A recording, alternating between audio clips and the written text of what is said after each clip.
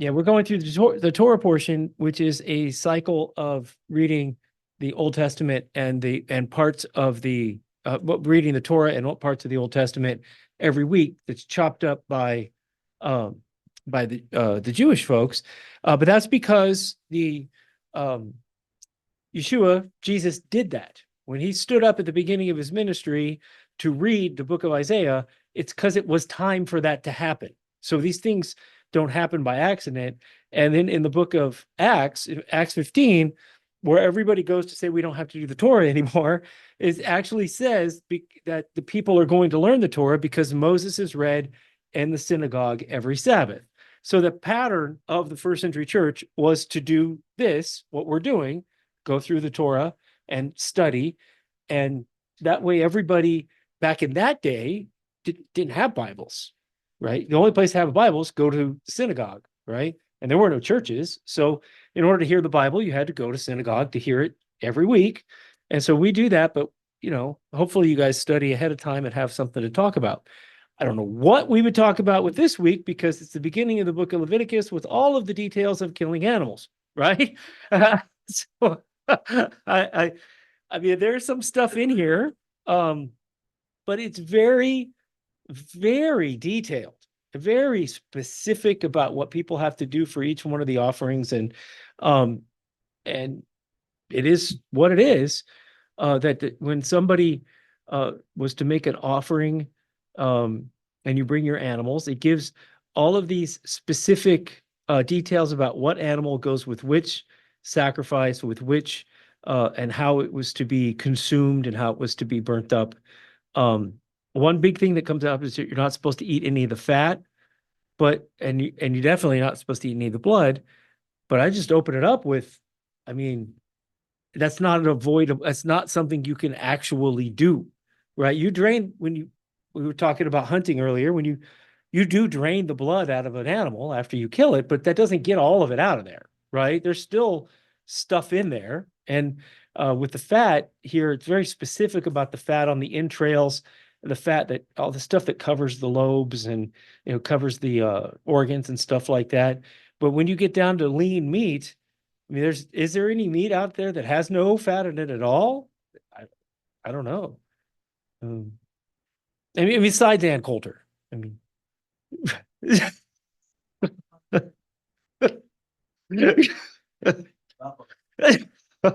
Buffalo's lean. Yeah, there's a lot of lean. Somebody got that joke a lot. All right. So, but at any rate, I'm just gonna skip one. You guys can keep talking because he talks and it goes down the list of what if people could afford and what animals that they could use and what they couldn't use. Chris, one thing I have underlined here in verse 3 is that he shall offer it of his own free will at the door of the tabernacle. They weren't being coerced in this. They were to do it freely. As we move through this, that's a good one because they talk about that either the temple coming back before Yeshua or the temple coming back after Yeshua. In Zechariah 14, it talks about a future time where sacrifices are going to be offered again. And people go, well, Yeshua paid the price for sin. He did. But some of these are peace offerings. Some of these are free will offerings. Some of these are thank offerings. Some of them, not all the offerings listed here have to do with sin. And some of them do have to do with sins that were committed in ignorance. So that's something too. But I don't know what place, until that day comes, we're not really going to understand, right? From our perspective. Maybe you will. I won't. Anybody? Mike's at the ready? We use the microphones too so that people online can hear. Yeah. So verse 2, I didn't put the thing, but the grain offerings cannot have any leavening and they cannot have any honey in them. So they have to be very pure. And so the every one of the grain offerings is is to be offered without any leavening in it. Fine flour mixed with oil, unleavened wafers spread with oil. If it's made on the griddle, it's fine flour and leaven, and you break it into bits. And this is where if somebody just feels like going and giving thanks for their food, they could bake the stuff up and take it in and give it to the priests to do their thing. Russ? Yeah, I've been reading the Worldwide Church of God. They have a different interpretation of leavening. They also include baking soda and baking powder. How did they get that? Usually I think of leaven, I usually think of yeast only, or sourdough yeast, if you're making your own bread. Oh, well, I'm in the camp of when I study Exodus 12 and it says to get all the leavening out of your house, there are several words for leavened and unleavened. They are all present. When it says to get rid of it, it says get rid of everything leavening. And when it says to eat unleavened bread, it says both words. So I'm in that camp too. Those are baking soda and baking powder are leavening agents, right? Or no? Yeah, they can be. Yeah, baking Yeah. soda can be. Baking Yeah. powder definitely is. Yeah. Yeah. Well, it's in the air. The leavening's in the air, but we just take a pretty strict look at that. Well, and also they didn't have baking soda and baking powder. So when they were going to do bread, they used the yeast in the air and they use that leavening for the next lump. So if you get to the technical, it would be the yeast for the bread to rise the bread. But in itself, the baking powder and baking soda doesn't leaven it in itself. So that's where people are like, having baking soda in your house, you can clean with it. You can use it for other purposes other than just having bread baked and risen. Everett? Yeah, as I perceived it, Worldwide Church of God in particular read 1 Corinthians 5, where it talks about being puffed up, and baking soda puffs things up. Technically, it's not yeast, so it doesn't require fermentation. But it does puff up. And so as a result of that, they felt that they wanted to be sincere and truthful. What you see is what you get. And baking soda, what you saw was not necessarily what you got. So consequently, I think they included baking soda in as a puffing up, therefore leavening agent, and avoided it. The contrast to your perspective is the variety of food that we have today and is so vast. And so I'm looking at this like noodles. There's no reason to put any leavening in a noodle. But I defy you to find noodles that don't, it doesn't say that on it, right? We have some do, some don't, right?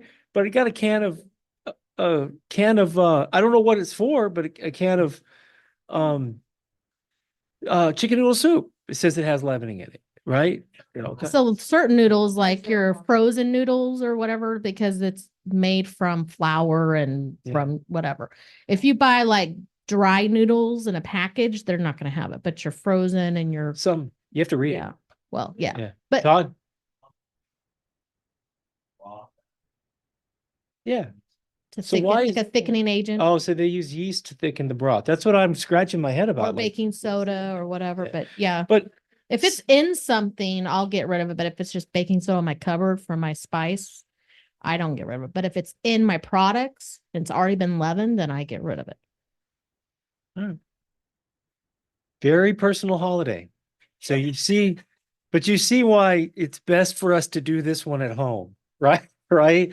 Rather than get it into big groups, right? Because we can't agree on nothing when we spend more than 8 days together, then it turns into a yeah.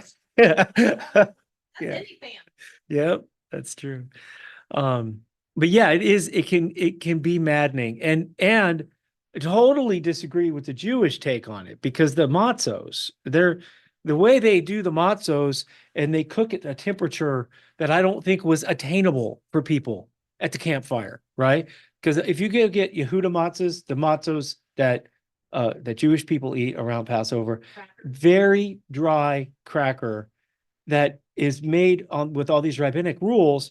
We don't do that, right? Yeah, no, I'll grab those if I'm out of town, right? There's nothing wrong with it, but prefer to make our own, right? Just flour, water, bake, salt, and you can make them nice too. I mean, we put some seasoning in there. Actually, kind of gain weight at this time of year because some of the treats are pretty darn good. So, one year though, I was out. I had a friend got married over the days of unleavened bread.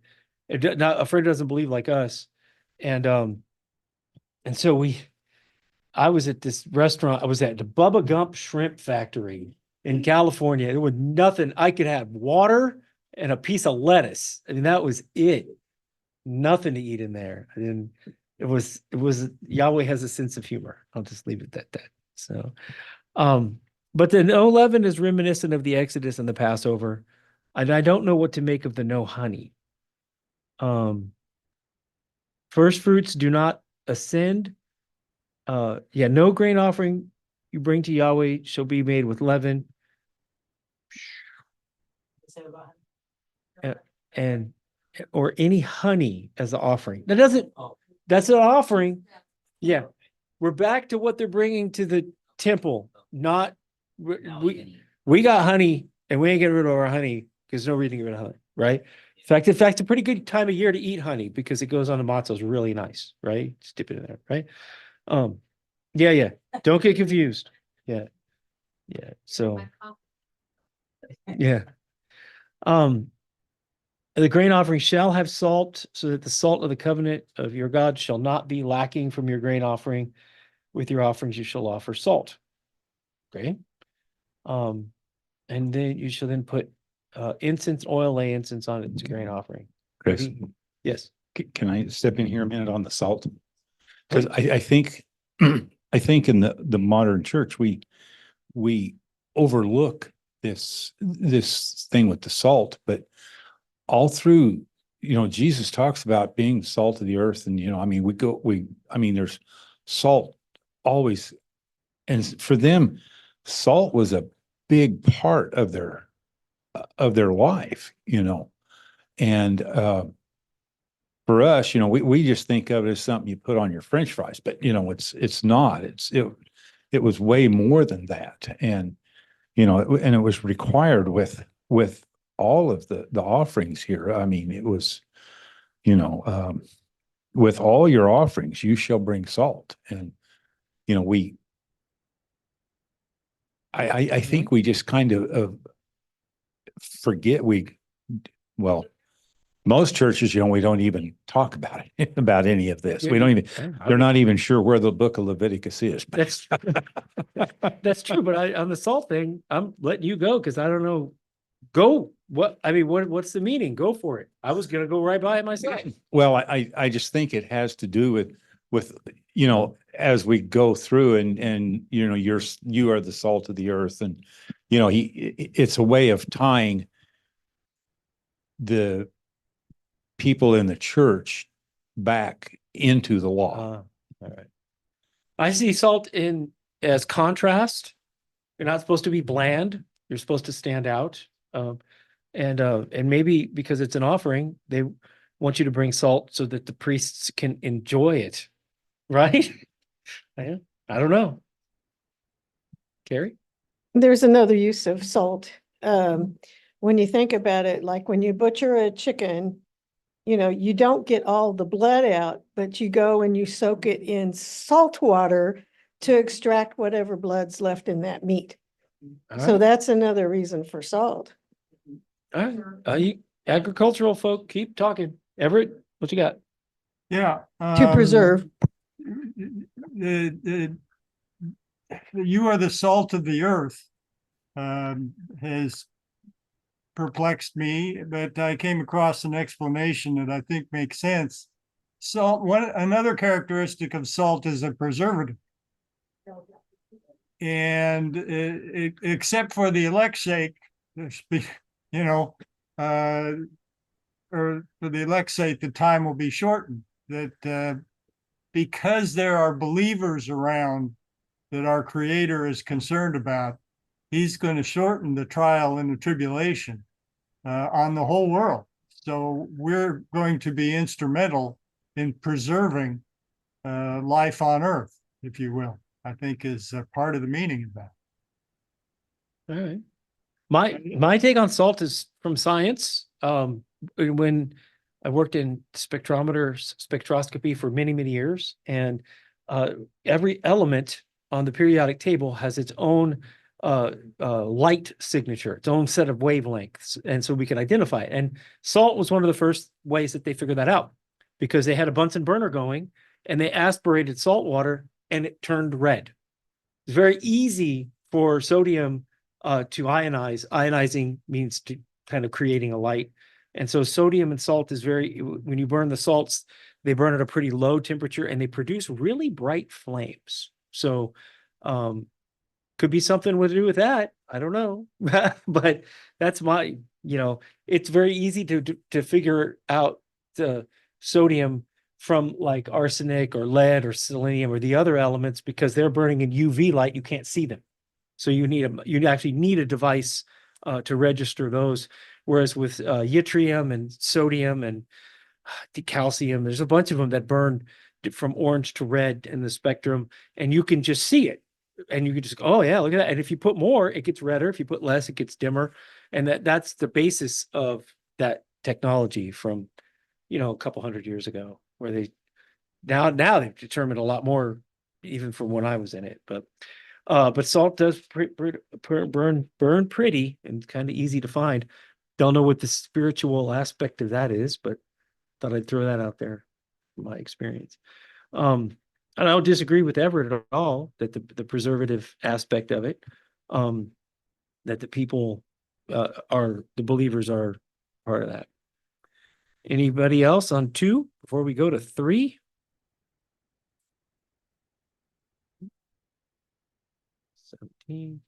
It's a perpetual statute throughout your generations and all your dwellings. You shall not eat any fat, or any blood. Now, what do we make of that? Now, the blood is a big one. They repeated that with the new believers in Acts 15, which we were already talking about. That's also in Noah's day. No eating blood. No. That's a big one. And now, what does that mean? Well, it does differentiate us from the animal kingdom. We're not savages. And if you watch nature videos, it's disturbing because the tigers will eat the animal before it's even dead. And it's very disturbing. And so we're not to do anything like that. We're supposed to kill things. They're supposed to be dead, and we're not supposed to consume the blood. It says the life is in the blood. What have we learned with our science? How much information is in that blood, right? The DNA is in there, the red blood cells, the white blood cells, the platelets, taking these things apart and being able to diagnose illnesses and all kinds of stuff. Yes, sir, Kevin.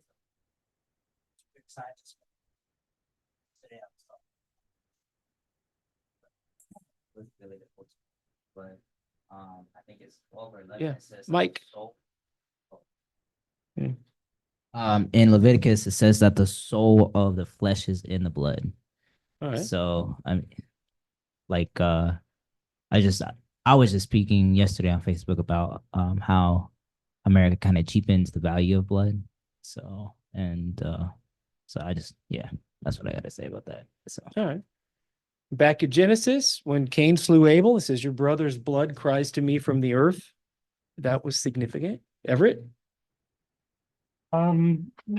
Maybe I ought to postpone here. I wanted to change the subject a little bit. So I'm all right. okay. Where it talks about the fat, eating fat or not eating fat, and you brought out the fact that there's, even in muscle meat, there is fat mixed in with it. I understand that the common understanding of fat in the Jewish world anyway, or part of it, is delineated in chapter 3, beginning verse 3, offer the sacrifice of the peace offering, fat that covers the entrails and all the fat that is on the entrails, the 2 kidneys and the fat that is on them by the flanks, and the fatty lobe attached to the liver above the kidneys shall be removed. Those are offered to Yah. And that is specifically the fat that it's talking about and forbidden to eat. Fat is mixed in with all the other food or all the other parts of the animal. It's not necessarily separable from the meat. So consequently, it's not part of the fat that you should worry about eating one way or another. Those portions that are specifically mentioned there, chapter 3. That's probably right. Yep. Thanks. Nobody's Those were offered to God. Those were pulled out of the peace offering, which was an offering that the one who did the offering got to eat the animal, but not those parts. That was separated out. right. And we don't eat those. Like when I dressed that one deer that I got, that stuff is the offal, OFFAL. So you don't eat that anyway.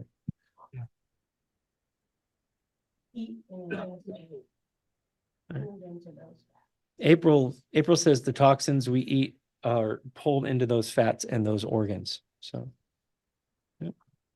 Huh. Yeah, like I said, there's not much to talk about, right? In this week, but that's okay. Chapter 4 gets a little interesting. Yahweh spoke to Moses saying, "Speak to the sons of Israel, saying, if a person sins unintentionally in any of the things which Yahweh has commanded not to be done, and he commits any of them, and if the appointed priest sins so as to bring guilt on the people, then let him offer to Yahweh a bull without defect as a sin offering for the sin he has committed." So, who's ever heard people preach that there was no forgiveness of ignorant sins in the Old Testament? Here it is. This is a big one. This in chapter 5 talks about a mechanism for if you did something and then you didn't think about it or didn't realize you harmed somebody else, and then they come and tell you later, you're like, I had no idea. There's a mechanism for fixing that. Everett? Well, yeah. But in order to know that you sinned unintentionally, you have to find it out at some point in time, Yep. So, and it assumes repentance that, yeah, you're sorry, you didn't intend that. And you said, well, I had no intention, wouldn't do it if I had known. And that's basically what you get forgiven for.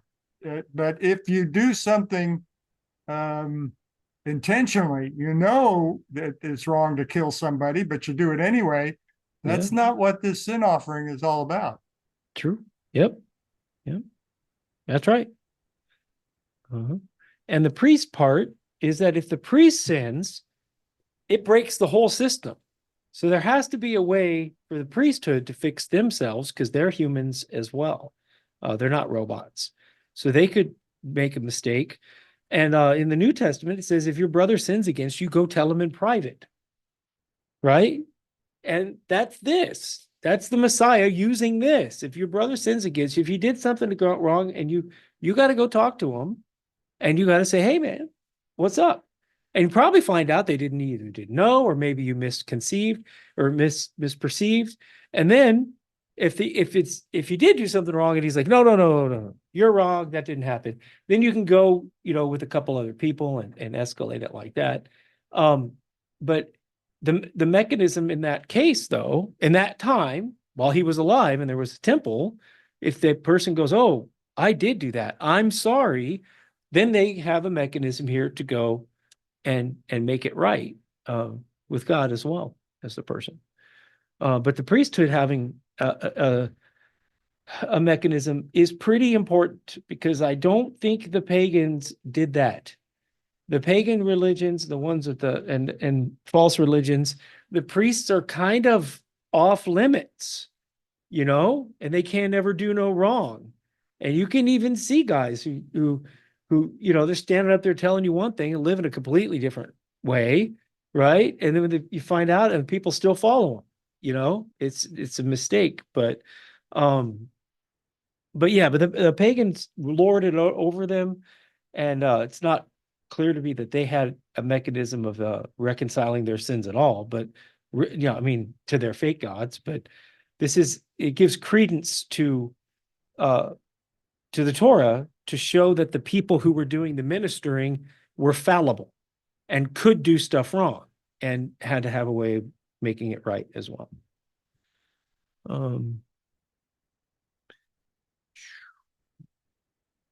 13 to 15. Now, if the whole congregation of Israel commits error and the matter escapes the notice of the assembly, and they commit any of the things which Yahweh has commanded not to be done, and they become guilty, when the sin which they have committed becomes known, then the assembly shall offer a bull of the herd for a sin offering and bring it to the tent of meeting. Then the elders of the congregation shall lay their hands on the head of the bull before Yahweh, and the bull shall be slain before the Lord. This is pretty handy, right? That the nation could mess up. The nation could go the wrong direction. Kind of like how when they come back from Babylon and they read the Torah the first time, and they go, oh, look at all the stuff we were supposed to be doing. There's a way to make these ignorant things right. And in this instance, the elders of the congregation have to go lay their hands. They have to go stand before God because they're the ones to blame, right? These aren't elders like in the New Testament. Elders are appointed in the different cities. These are tribal type elders, the distinguished gentlemen who are the heads of families, patriarchs and such. And if the whole nation makes a mistake, these 12 elders, or however many they had, are really to blame. Everett? Yeah, and Israel knew about this. We know the example of Samuel, who, when he was dealing with Saul, he said, what's more important, to sacrifice or to do the will of the Lord? That Yah wanted obedience and not sacrifice. And there are many scriptures that say, I'm fed up with your offerings, but let's have a little justice and mercy and obedience and do what's right and what's just. Don't try to, say, well, I'll just offer a sin offering and it'll take care of it. That was not the purpose of the sin offering. Right. And for those of us who have been Catholic, that's Catholicism. In fact, the Mardi Gras season, sin it up every year because the Messiah is going to die every year and you'll be saved again, right? It's totally wrong. Totally not something that you're supposed to do. That's what Mardi Gras is about, by the way. Is right before Ash Wednesday, they go sin it up every year so that it's the opposite of what you're supposed to do. And yeah. Right. And this can be a quick week because, like I said, I am sick. 20. I have a cold. When a leader sins and unintentionally does any one of all the things which Yahweh his Elohim has commanded not to be done, and he becomes guilty, if his sin which he has committed is made known to him, he shall bring for his offering a goat, a male without defect. He shall lay his hand on the head of the male goat, slay it in the place where they slay the burnt offering before Yahweh. It is a sin offering. This word leader is nasi. I wish my thing wouldn't do that. Which is a lifted up one, a leader, a prince, one of the leaders. So it's very comprehensive of anybody who's in authority. And the thing about this is that if a leader sinned and went to do this, everybody would see that this guy had done something wrong and he's going to make it right, which grounds him. puts him on the ground, puts him on the same playing field as everybody else. Corky. Yes, sir. I I have a note here back in verse 20. The last sentence there in verse 20 says, so the priest shall make atonement for them, and it shall be given, and it shall be forgiven them. I have a note here that I've written in at some time that says that the Hebrew word that's used here for forgiven is kippur, Kippur. And that word means to disinfect, to cleanse, and to wipe clean. You mean atonement or for forgiven? The word for atonement? Atonement. I'm sorry. Yeah. Yeah. Yeah. Atonement. Yeah.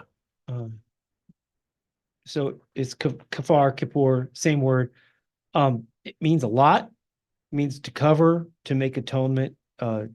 Mhm. Yeah. Okay. Well, my thing is that you know,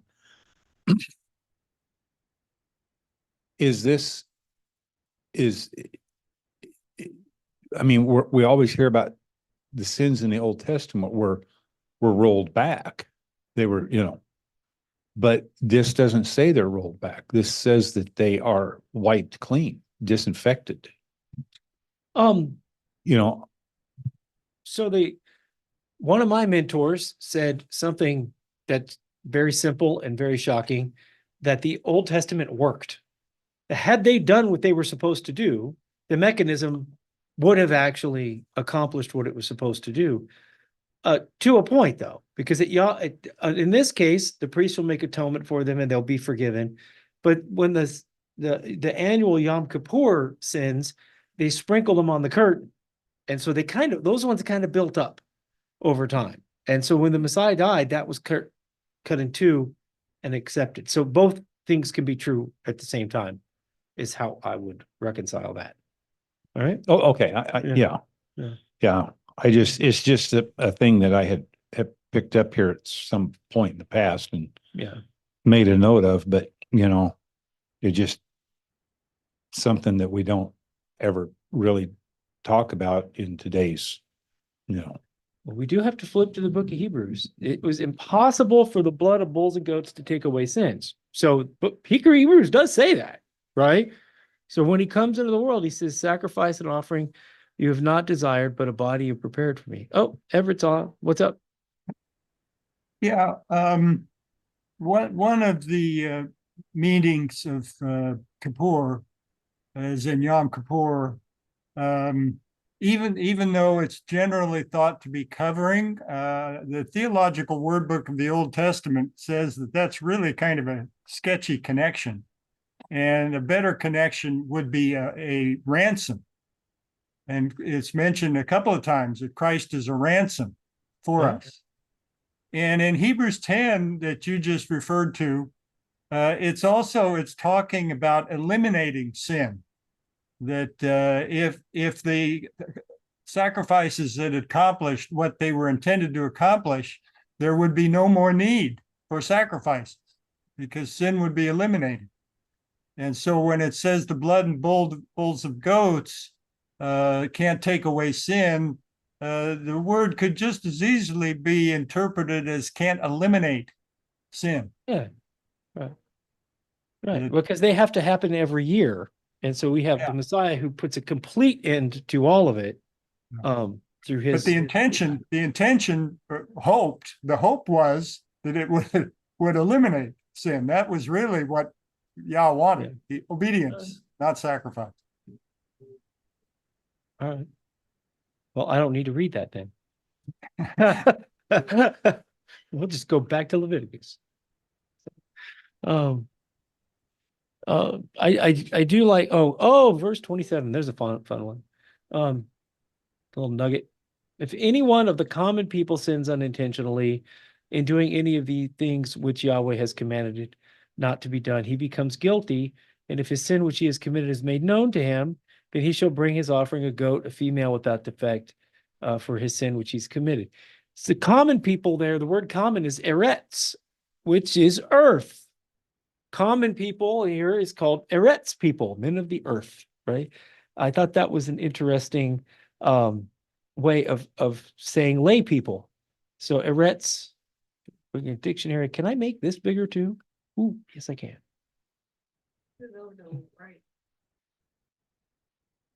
This? I don't think it will. What if I do this? I don't. April's like, click, and it happened. Eretz is one of the first words of the Bible. In the beginning, God made the heavens and the earth. The word there for earth is eretz.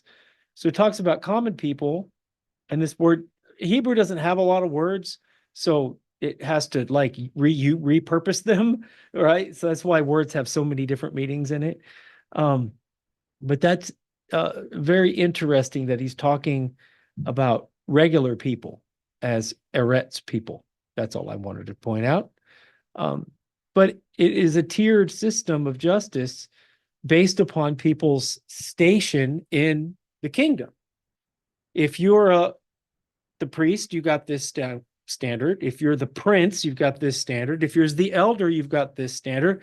And if you're a commoner, why? Because your example of the greater person can lead people into sin or into righteousness. It has nothing to do with Yeah. this, but that's the way our structures in society should be, whether it's political. Yeah. That's the problem. April is saying that this is the structure our society should have. And if we could at least get back to one law for everybody, right? Because obviously there's not one law for everybody, right? Well, every president decides which laws he's going to affect, which law he's going to listen to, which one he's not. I mean, every single one of them. You're ignoring laws, right and left. Every politician. The one thing that came out this week when the stocks crumbled, they brought a guy on television to talk who's made an app that you can follow to pattern your investments after Congress people. Because because they have to report all their stuff and they trade on insider information. So he's got a program where you can go in and pick your favorite congressman and mirror your investments to theirs and come out 4 or 5 years later ahead. And April's talking about this fact that there's talk about the classification documents, right? Back in my Navy days, I had a top secret for no apparent reason. And but I had a secret first, then I had a top secret. Then I had one when I worked at the nuke plant, which was equivalent to both of them. If I got a ticket and didn't report it, I could lose my job, right? These guys are talking about active missions on unsecured apps, and nothing is going to happen to them. Nothing is going to happen to them. There's guys in jail. There's a guy, a sailor who went to jail for taking a picture of the inside of a submarine, right? And these guys, these bigwigs, the rules just do not apply to them at all. And yeah, he voluntarily reported himself. Yeah. And yeah, so the injustice we have today is so off the chart. It's astonishing. And from whatever it was talking about, that Isaiah 1 is all about that, by the way. Isaiah 1, chapter 1 is about that hypocrisy. Russ? Yeah, you're right. It's off the charts. Thinking like certain people in law enforcement have qualified immunity. Yeah. They can commit a crime and they can never be charged. And people have no recourse. They can't sue the county or the state they live in for, say, injuries. Yeah. And well, Terry's property taxes got the Jackson County, Missouri it jacked up the property taxes a couple years ago to astronomical levels, which is against Missouri law. What they did was completely against Missouri law. It's just now getting fixed by courts and stuff. Maybe fixed. Yeah. So it's just, the lack of justice. And we study the whole Bible because where is, when Peter says, be holy as I'm holy, he's referring to Leviticus. He's referring people to be holy as the Torah tells you to be holy. And that's where it's defined.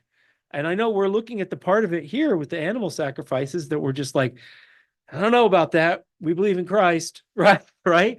But we still study and take these words apart and take these sentences apart to see what there is for us to learn. And the fact that in this structure, that the more you are responsible for, the more you're accountable to. Messiah said, the servant who didn't know his master's will be beaten with few stripes, but the servant who did know his master's will be beaten with many. Same topic, same thing. Yes, ma'am. Is the common people the believers still, right? Well, it's the nation of Israel, but yeah. Still believers. Yeah. So, and it just shows you that even if you unintentionally sin, you're still guilty of that sin. You're still going to be held accountable, even if it was unintentional or you didn't realize it. There's still accountability. Right. And sin is transgression of the law. Yep, you're right. And that's where in the end of days, they talk about the two witnesses. And mainstream Christianity is just going to figure out who these two witnesses are, right? But you don't really need to know who they are if you know what they're judging you on. The Torah says you don't accuse people without testimony of 2 or 3 witnesses, and they're going to condemn the entire world based on the Torah. Why you ask for forgiveness of your sins willingly or unwillingly or unknowingly because of this. Yep. And those 2 witnesses are coming to judge mankind based on, and everybody knows to a certain extent what's right and what's wrong. You know, it's built in. There's built in. Yeah. Yeah. Human law is there's a morality to it. When you sinning in the Bible is a little different to some degree of like, if you should eat clean or unclean, which not everybody knows that. So that is not a moral law. Moral law of killing, lying, stealing, those are your moral that most people know not to do. Or feel bad. Except for psycho. Yeah. People. Except for the people without consciences, yes, the sociopaths. Yeah, the people who don't feel pain. But you're right about the eating eating clean and unclean. The first time I read the Bible and it said that, we're about to get to it. I think next week or the week after. First time I read it, I was like, oh man, it hit me, right? Still took me 5 years to give it up, right? But it's still the first time I was like, wait a minute, we're not supposed to be eating pork?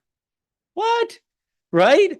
Nobody ever told me that. And, and I kept on reading and whatever. And then, the stuff ultimately works its way out because the more you study God's word, the more you want to get close to him. And, right? He said, don't eat it. Right? Okay. I'm still overweight, right? Still, right? There's plenty of food. Well, before the tariffs, there was plenty of food. Tomorrow might be different, right? Ross? Like a t-shirt I saw, somebody's in the Hebrew roots. I like bacon as long as it's turkey and beef. Oh, yeah. Yeah, we have the Costco stuff was pretty good and they stopped selling it, the turkey bacon. But we have one that I find at a Hy-Vee in the Northland called Gold something or other. It's pretty good. Yeah. You got a stash? Yeah. Yeah. Anyway, we have it at Sam's Club. Sam's Club has it? Oh, all right. Marshall's or God Shalks. Yeah.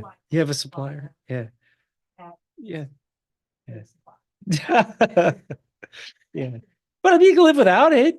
You know what I mean? You can do anything to a chicken, right? We have chicken fajitas, fried chicken marsala, right? I mean, I gave chicken it to sausage. my bacon eating and ham sandwich eating grandchild in there. And I said, what is this? She says, oh, that's ham. You snuck it in there. All right. Well, yeah, we study this stuff because he means it. I mean, it's not to be a Christian means to be Christ-like, right? Right? Did he eat any pork? No, he didn't do that. Is that hard? No, that's not hard. Now, some of the stuff, right? If you've been keeping Christmas, your whole that's your family's biggest thing, and this and that, and the other, and you have to give it up. That to me was a lot harder than giving up the food, right?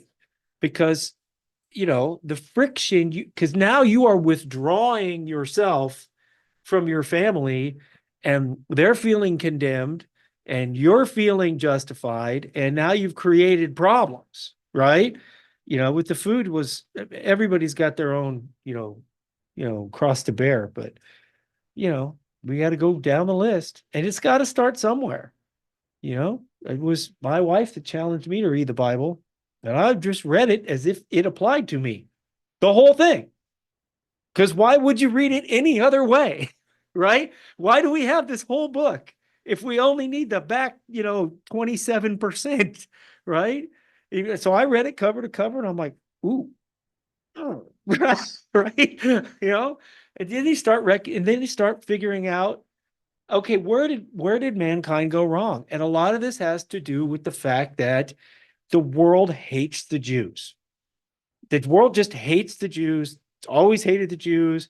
And in the first century, Rome hated the Jews because the Jews wouldn't go along with their religion, and the Jews always wanted to be independent. And so a lot of anti-Semitism from that first century got into this. And so people who were Christian started distancing themselves from it. And, then that's one reason. Another reason was, people didn't want to give up their stuff. Anyhow, I'm off on tangents. Chapter 4, common made known to him. 28. I think Everett already covered this or somebody else. If his sin he has committed is made known to him. Now, how many of you have heard in Christianity, you can't judge me? All right? Isn't that the mechanism with which to get the entire world to sin as much as possible if nobody can tell you you're messing up? Right? Look at the kids today. Don't even open up the door for people. Don't even do nothing. Need a man to walk by and go whack. Have some respect. Right? Because, right? I'm not giving people license to whack other people's kids. Right? But I'm saying that when I was a kid in the neighborhood, right? If you messed up, that other parent somebody else's parent could mess you up, right? And the community had standards. We don't have any standards today. We don't. It's all a complete mess, and and we need to be able to make it known to people that you've messed up, and people need to be receptive to. Now we're what? Now we're a village and nobody takes care of anybody. Yeah, we're a village and nobody takes care of anybody. Yeah, that's it. JFK said, ask not what your country could do for you, ask what you could do for your country. Today, who's willing to be inconvenienced in the slightest for their country? Right? Not a lot. Not me. Kevin says, not me. Right? Not for the country, meaning the government, meaning your neighbors, your greater country. And we just don't. This here is part of that. They remember when they crossed the Jordan and they pillaged the first town, Jericho. One guy sinned, cost the whole nation. So that person had to repent. Right? The whole nation is righteous or not together. The prophet Isaiah said that he was a man of impure lips and of sinful people. The prophet Isaiah wasn't a sinner, but he had some responsibility for the sins of the nation that he was a part of.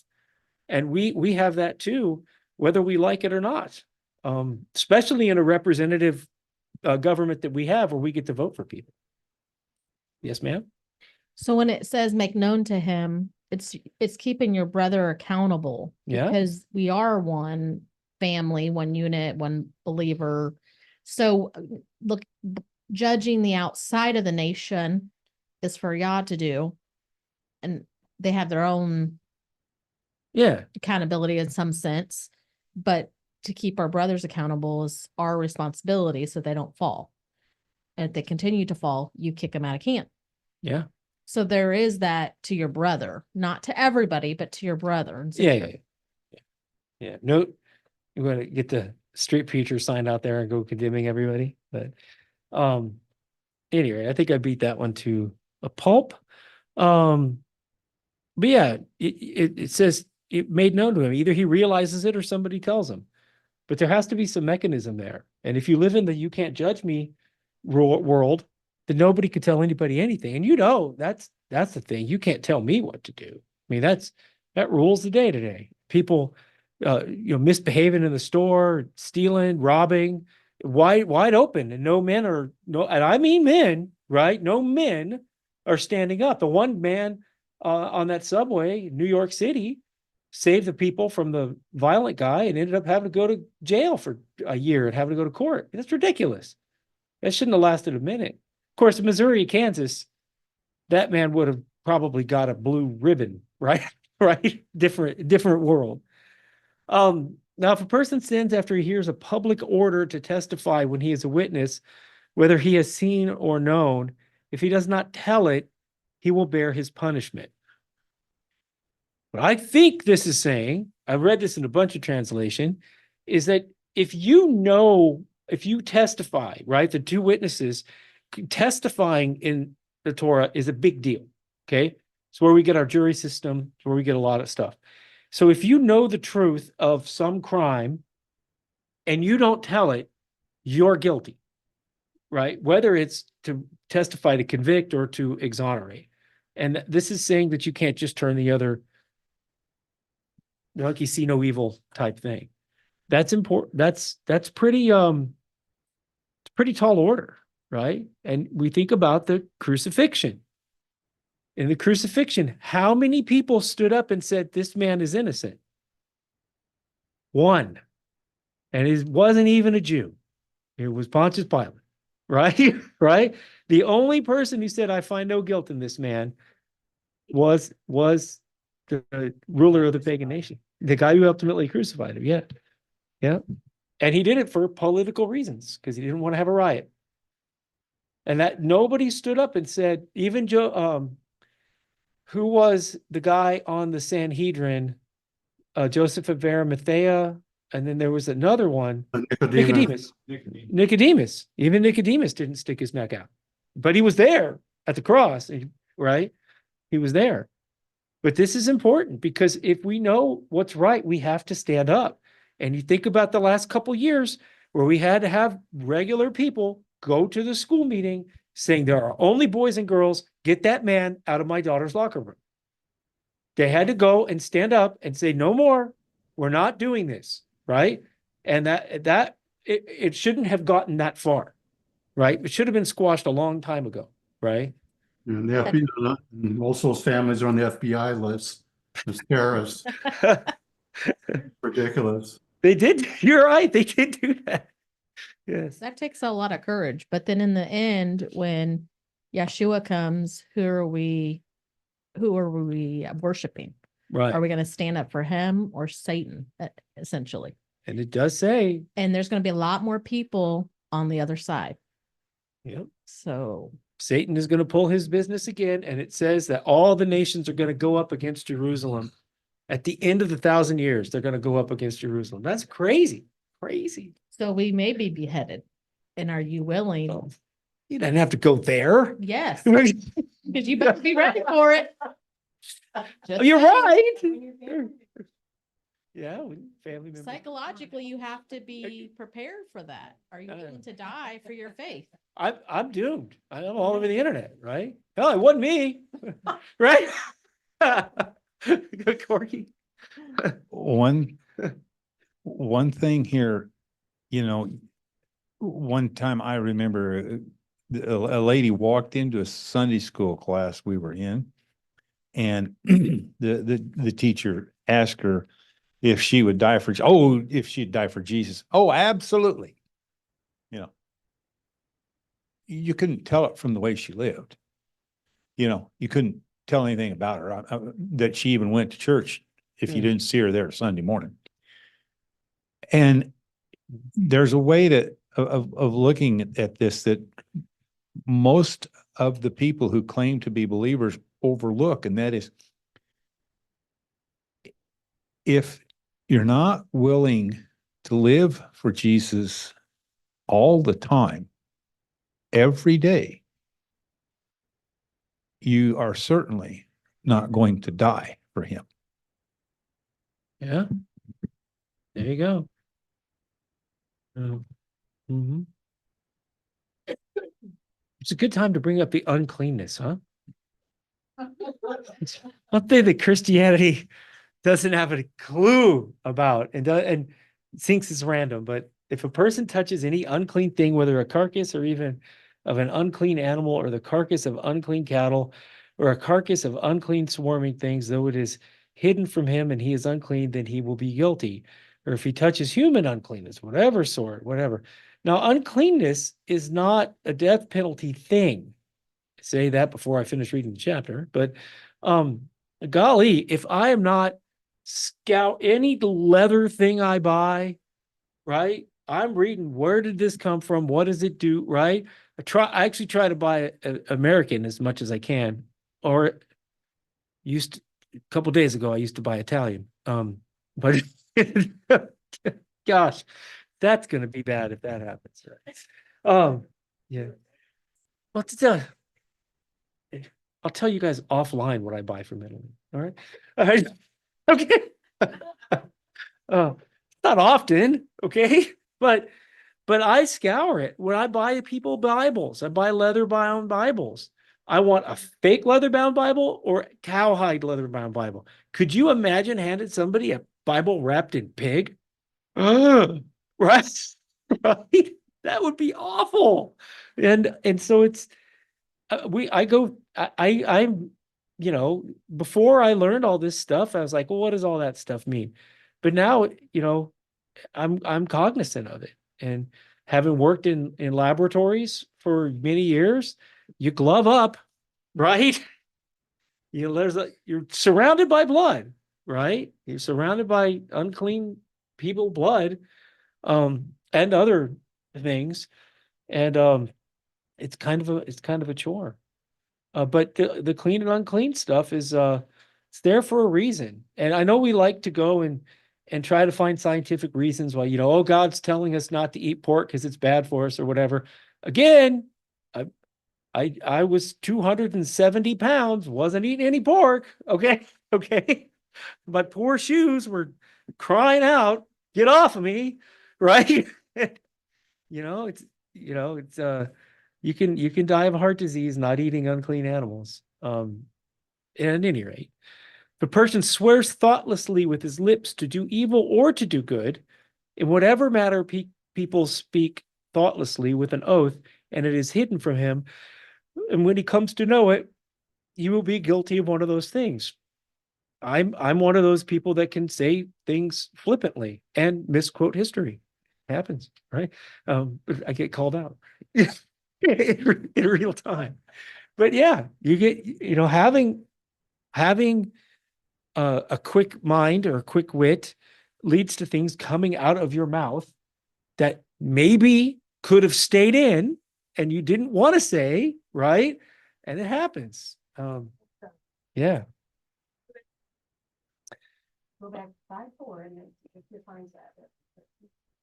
That's right. It did.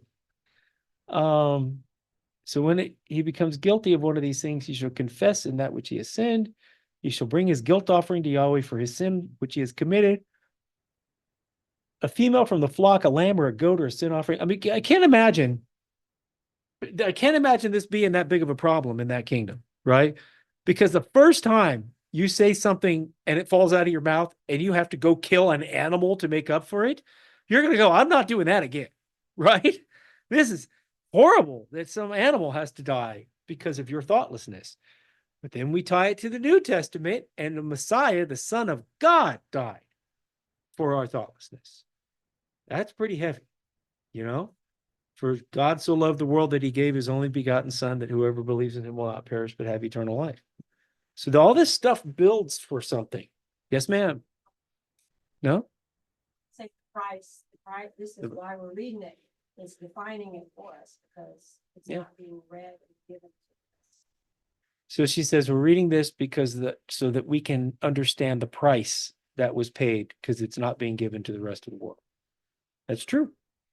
Right? It's a big price. And next week is when we do our observance of the night Yeshua was betrayed. And then the next night when he was actually in the tomb and reading all those scriptures. And so be mindful of your past year, your past life, if you've never done this before. Because it's also very good in the Torah, breaking from traditional Christianity where people just repent and it's very individual. In the Torah, we all do the things at the same time. And we're all guilty of the same things, and we all get the same blessings, and we all get so that's a very big blessing, I find, of keeping God's holy days instead of man's and others, is that we're building up, we're moving leavening from our houses, which is a physical activity, while also doing our spiritual activities.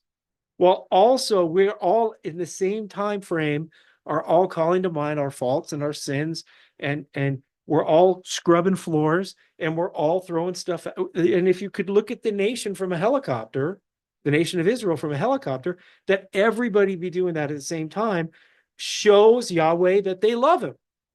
We just read it and do it. Just read it and do it. And so the Yom Kippur is a big one because everybody fasts for 24 hours at the same exact time. Whether you're rich, whether you're poor, whether you're a prince, whether you're a pauper, whatever occupation, man, woman, child, everybody doing the same thing because the same Messiah died for all of us. And so anyway, I like that sameness in my studies. Do I have any more on 5? Turn the page.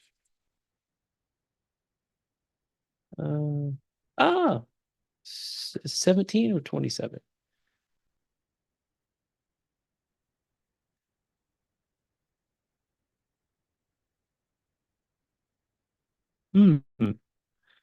Oh, yeah. If a person sins or does anything of the things which the Lord has commanded not to be done, though he was unaware, he is still guilty and shall bear his punishment. In our nation, we have ignorance is no excuse for the law. I don't think that can be possible anymore because just the terms and conditions on your iTunes is too long to understand. Okay. But the Torah was not that long to understand. So the ignorance was no excuse, but he gave, this is wrapping up the first 5 chapters of Leviticus, which is talking about one of the things is forgiveness of sins committed in ignorance. So if you find out you're doing something wrong, you go and you make it right.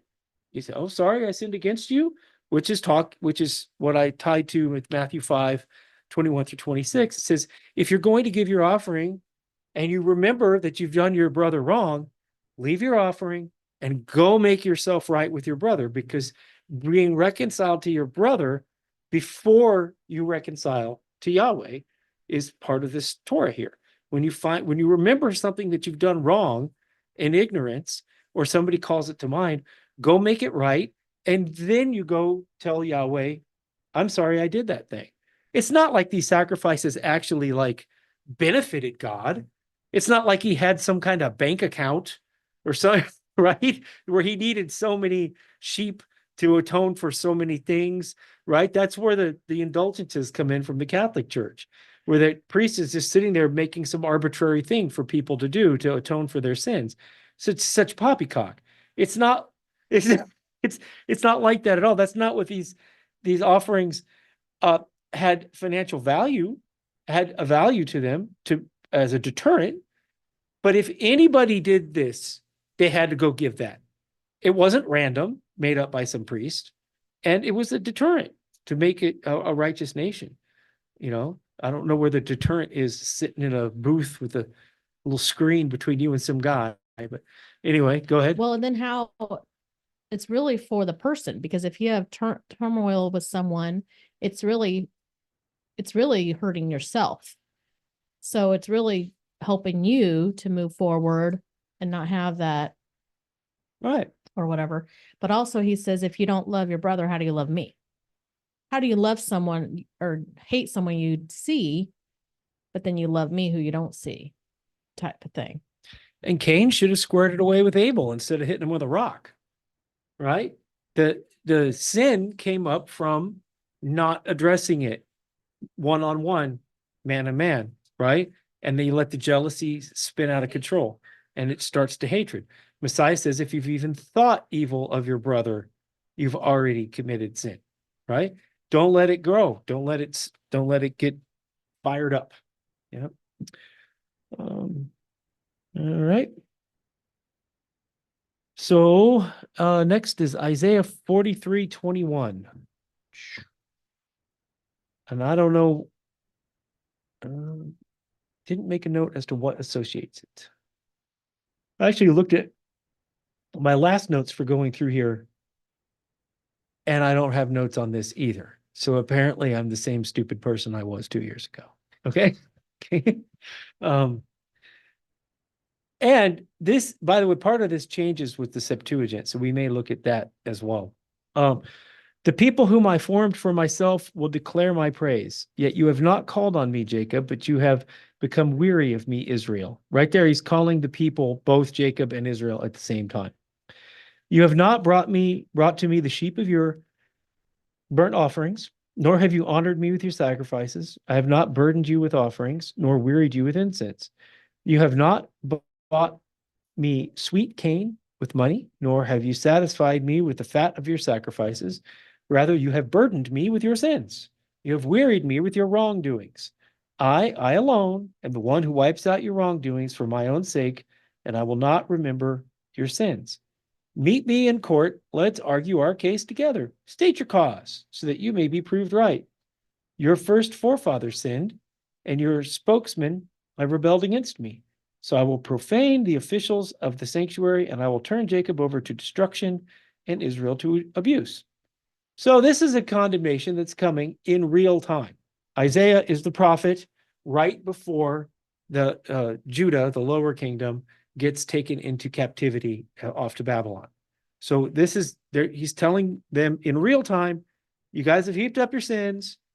All right, is Isaiah telling speaking the words of Yahweh to the people, saying, you haven't done all this stuff. You guys are guilty. I'm the one who wipes out your wrongdoing. Come into court. Let's argue our case together. Tell me, why are you acting like this? Right? Maybe you'll be proved right. Maybe there's a reason. Okay. So he goes to 44. But now listen, Jacob, my servant, and Israel, whom I have chosen. This is what Yahweh says. He who made you and formed you from the womb, who will help you. Do not fear, Jacob, my servant, and Yeshurun, who I have chosen. For I will pour water on the thirsty and lay streams on the dry ground. I will pour out my spirit on your offspring and my blessing on your descendants. They will spring up among the grass like poplars by streams of water. This one will say, I'm Yahweh's. And that one will call on the name of Jacob, and another will write on his hand, belonging to Yahweh, and I will give him Israel's name with honor. Now he flips, stick and carrot. Now he flips and says, you guys are about to get busted, but it's not going to last forever, right? I'm going to bring you back. And this is what Yahweh says. He who is the king of Israel and his redeemer, Yahweh of armies, I am the first and the last. There's no God besides me.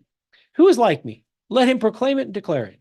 Let him confront me, beginning with my establishing of the ancient nation. Then let them declare to them the things that are coming and the events that are going to take place. Do not tremble and do not be afraid. Have I not long since announced it to you and declared it? You are my witnesses.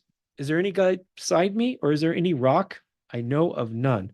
So this sentence is actually not in the Septuagint. For those who don't know what the Septuagint is, it's the Hebrew Bible was translated into Greek 200 years before Yeshua. And that was actually the Bible that the first century church used. Our Bibles are made off the Masoretic text, which is the Hebrew Bible today, which was put together in about 1000 AD. So there's two out there. There's just two Old Testaments out there, and sometimes they're different. So he goes on. It says, those who fashion an idol are all futile, and their treasured things are of no benefit. Even their own witnesses fail to see or know, so that they will be put to shame. Who has fashioned a god or cast an idol to no benefit? Behold, all his companions will be put to shame, for the craftsmen themselves are mere men, Let them all assemble themselves. Let them stand up. Let them tremble. Let them be put to shame together. The craftsman of iron shapes a cutting tool and does his work over the coals, fashioning it with hammers and working it with his strong arm. He also gets hungry and his strength fails. He drinks no water and becomes weary. The craftsman of wood extends a measuring line. He outlines it with a marker. He works it with carving knives and outlines it with a compass and makes it in the form of a man, like the beauty of mankind, so that it may sit in a house. And he will cut cedars for himself, and he takes a holm oak or another oak and lets it grow strong for himself among the trees in the forest. He plants a laurel tree, and the rain makes it grow. Then it becomes something for a person to burn. So he takes one of them and gets warm. He also makes fire and bakes bread. He also makes a god and worships it. He makes a carved image and bows down before it. Half of it he burns in the fire. Over this half he eats meat. He roasts a roast and is satisfied. He also warms himself and says, "Aha, I am warm. I've seen the fire." Yet the rest of it he makes into a god, a carved image. He bows down before it and worships. He also prays to it and says, "Save me, for you are my God." They do not know, nor do they understand, for he has smeared over their eyes so that they cannot see, and their hearts so they cannot comprehend. No one remembers, nor is there knowledge or understanding to say, "I have burned half of it in the fire, and have also baked bread over its coals, roast meat and eat it. Then I make the rest of it into an abomination. I bow down before a block of wood." So he's totally slamming them for their idolatry here, okay? Yeah. He feeds on ashes. A deceived heart has misled him, and he cannot save himself, nor say, "Is there not a lie in my right hand?" Two more. "Remember these things, Jacob and Israel, for you are my servant. I have formed you, and you are my servant, Israel. You will not be forgotten by me. I have wiped out your wrongdoings like a thick cloud, and your sins like a heavy mist. Return to me, for I have redeemed you." So he's talking about blotting out the sins of the people because they were full-blown idolaters and the absolute folly of being idolaters. Because the same material that you use to make an idol, you also use to cook your bread. And it didn't even dawn on them that these are common things, right? And the iron workers and the steel workers, I guess they didn't have steel, bronze, right? And, he's totally making fun of them here. And he's making fun of them before they go into captivity for idolatry. And you know why he turns them over to Babylon? Well, the Bible has one specific rule on it, is because they didn't keep the sabbatical years, right? 1 year, they got 70 years, 1 year for every sabbatical year that they didn't observe, right? And so they didn't keep a jubilee. But the other thing is, he's like, if you like these gods so much, why are you here? Go on, go live in Babylon, go live in Syria. If you think that their culture is so much better, go see what life is like in Babylon. And they got 70 years of getting stepped on in the street. They got smote. And he said, look, this is what life is like without me. You want to worship these idols? Go for it. Don't be of two minds. Don't be of two opinions. Right, lukewarm. Go, whole hog. Go do it. And get out of my sight. Yep. So yeah. And he wipes out the transgressions. The animals are just acknowledgments. So if anybody ever thought that the actual animals that were sacrificed actually got rid of sin, that's not how that works, right? It's just an acknowledgement. Yeah. Hebrews 10. Yeah.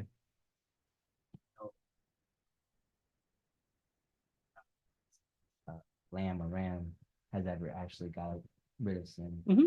The blood of bulls and goats don't take away sins. So how most of them says it. Yeah. I don't know how this ties into what we just read though.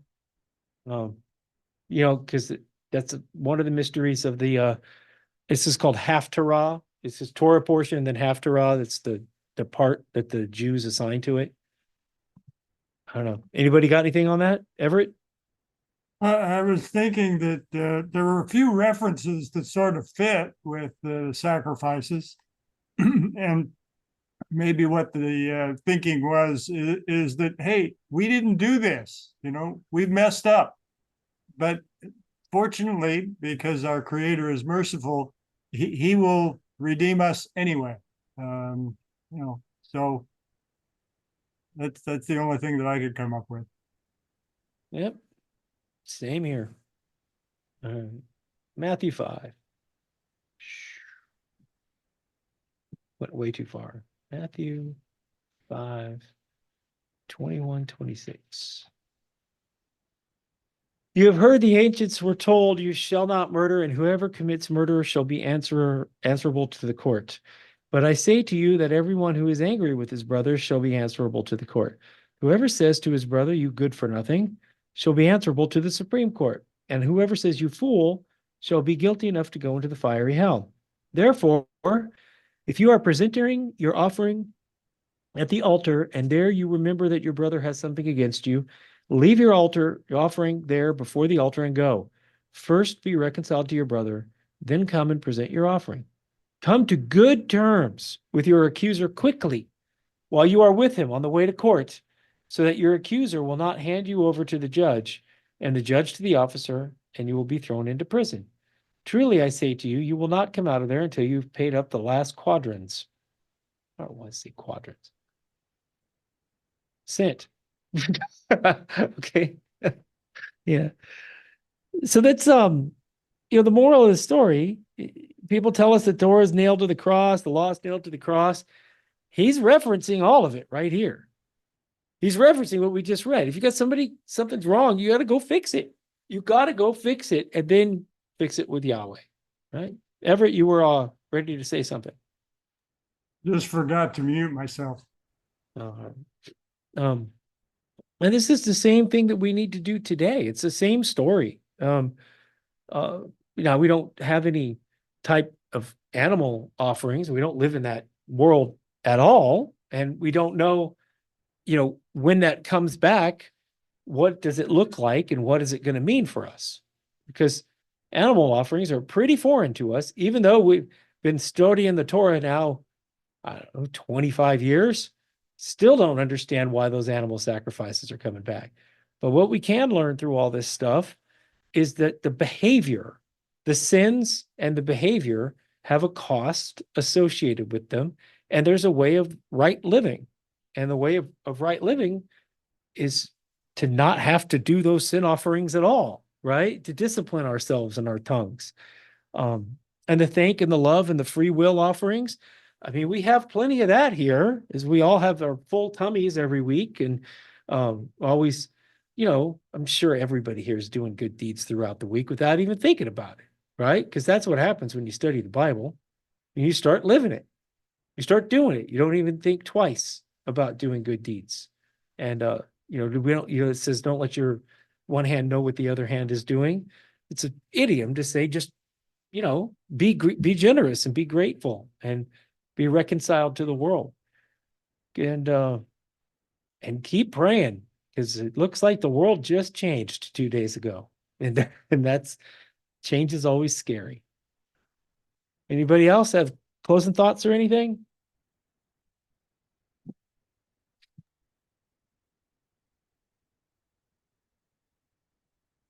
Go ahead. Yeah, there's one thing we sort of skipped over in chapter 4 of Leviticus about sin offerings. Right. The hide, verse 11, and all its flesh with its head and its legs, the entrails, the whole bull should be carried outside the camp to a clean place, and the ashes are poured out, burn it with wood. There's some people that think that Cain's and Abel's offering, or not Cain and Abel, but Adam and Eve, when God killed the animal for them to make skins, that was a sin offering. But the hide is burned with a sin offering. So it certainly wasn't a sin offering according to the Leviticus standard anyway. So for what that's worth, it was probably not a sin offering. It was just a need for a hide to cover themselves. Well, that's the association there is that the hide was used as a covering for their shame, right? So that's the tie-in, is that he killed an animal to make skins to cover them because they were ashamed and they were aware of their nakedness. Yeah, But you're right. In this case, it doesn't fit. not a sin offering according to Leviticus 4, yeah. Yes, sir. I was thinking about that, and I have I got two things to say about the hide covering.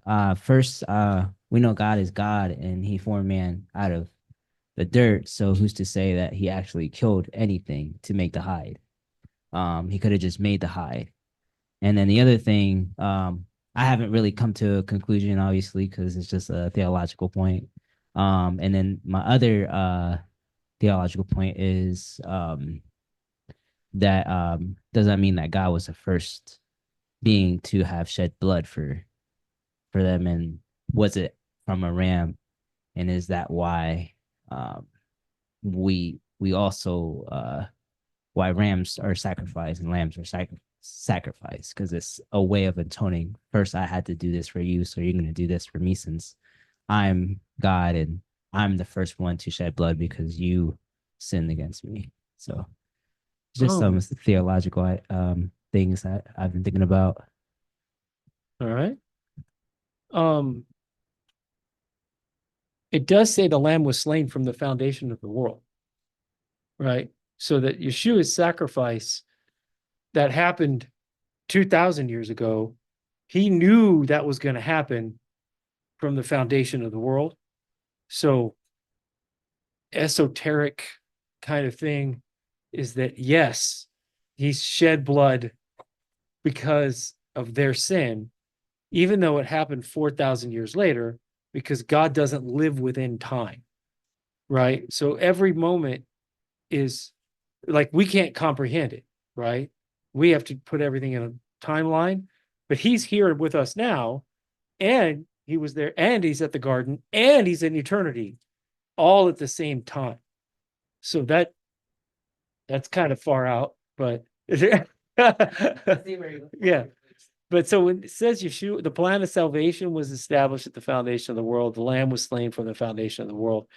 It's not like the world is surprising God, right? Even though in the Bible, sometimes he goes like even with this, he's like, where are you? Or what have you done? Right? He's asking a rhetorical question. He knows what they did, right? So there's no way to kind of sneak up on him, but all right. I mean, it says made of garments of skin, so there was no sacrifice, or that doesn't say there was a sacrifice, I think is what you're saying. He just made garments of skin. Where's the sacrifice? It doesn't state that. You assume. Yeah, assume, because it says death entered the world through sin.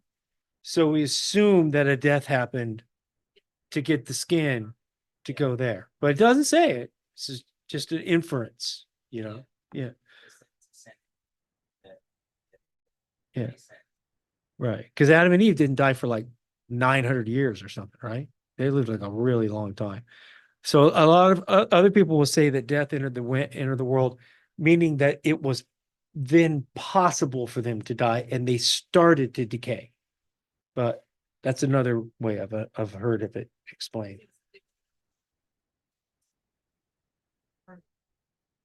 Yeah. So, well, God took him away from the possibility of eating the tree of life. Yep. They would have lived. Yeah. And what a silly sin, right? We talk about Adam and Eve, and it looks like she'd been looking at that tree for a while, right? Yeah. It's most common that we think eating whatever that fruit was the first sin, but it's not. No, the first sin that's committed is she tells a lie, and she tells Satan. Let me just turn back here to it, because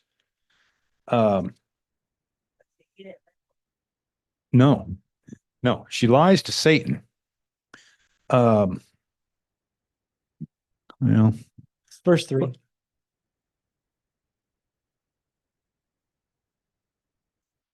okay, we may eat of the fruit of the tree of the garden, but of the tree of the fruit which is in the midst of the garden, God has said, you shall not eat it, nor shall you touch it. God did not tell them not to touch it. He told them not So- to eat it, not to partake of it. So there's a fork in the road there. She didn't exist when the commandment was given. So it could have been Adam slipped that in there. That's possible. right? Yes, it is. Yeah. Yeah. It's possible that Yeah. Adam did not. Yeah. You're right. But as wherever it took place, it wasn't the truth. Yep. Whether Adam didn't tell her or she made it up trying to convince Herself. was she exactly was Yeah. she trying to convince herself? I know I'm about I Tiffany just blamed men. I